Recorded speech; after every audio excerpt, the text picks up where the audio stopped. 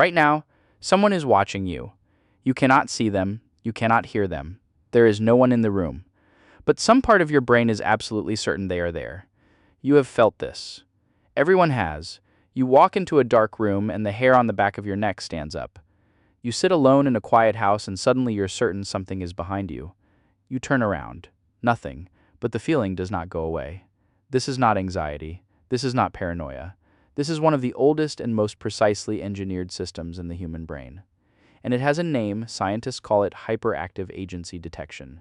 And for 300,000 years it kept every single one of your ancestors alive. The story begins in the African savanna 2 million years ago, before we were fully human, before language, before fire. Your ancestor is walking, the grass moves, it could be the wind, it could be a bird, it could be a leopard that has been tracking them for the last 400 meters. In that moment, the brain has to make a decision. In less than a second.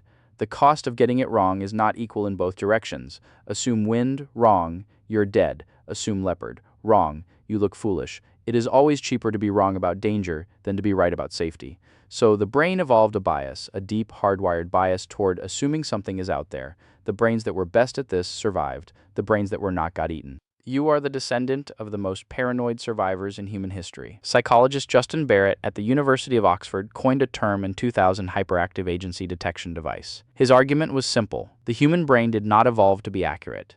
It evolved to be safe. He ran experiments where participants were shown random shapes and movements. The results were consistent across every culture and age group.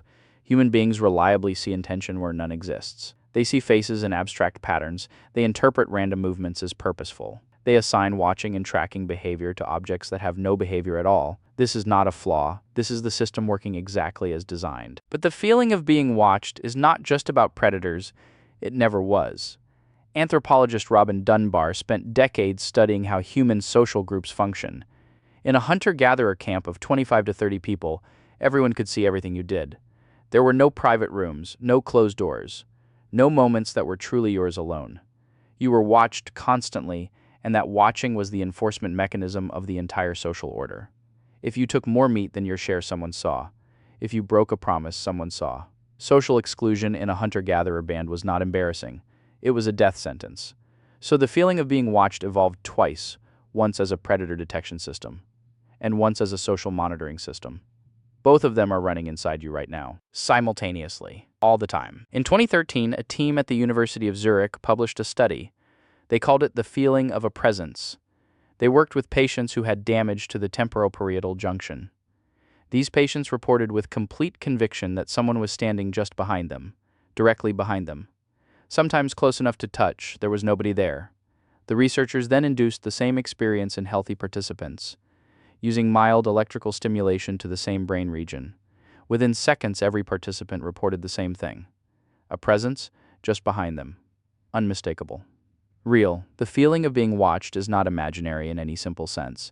It is a genuine perception, a real output of a real brain system.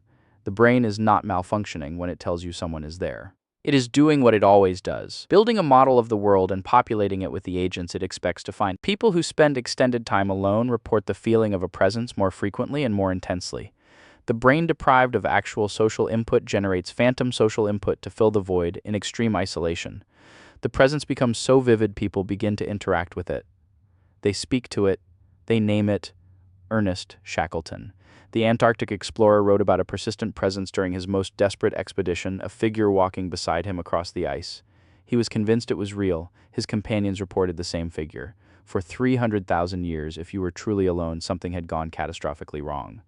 The brain's response to aloneness was not to relax. It was to go on maximum alert, to flood the senses with the presence of watchers. We traded that world for this one. For locked doors and private rooms and the ability to be completely alone whenever we want. We thought that was freedom. And then we lay in the dark, completely certain that someone was watching, and wondered what was wrong with us. Nothing is wrong with you. The system is working. It has always worked. You feel watched because your ancestors who felt watched survived. You are the proof that the system works. The question is not why you feel it. The question is what you do with a brain that was built for a world that no longer exists.